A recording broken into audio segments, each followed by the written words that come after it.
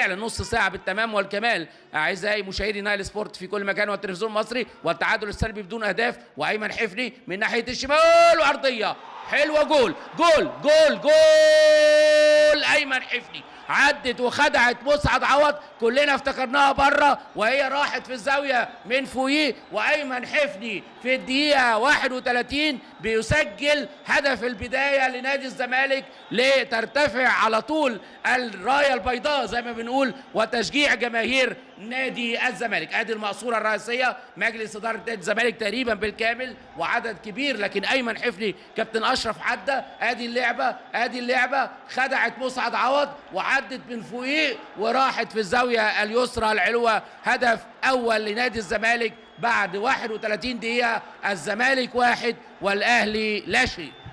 إذن يتقدم الأبيض على الأحمر بهدف، يتقدم الزمالك صاحب الأرض والضيافة بهدف بيتعاد قدام حضراتكم. جميل جميل جميل، خدع فعلا مسعد عوض ويعني يحيل الملعب إلى شعلة من الهتاف والتشجيع.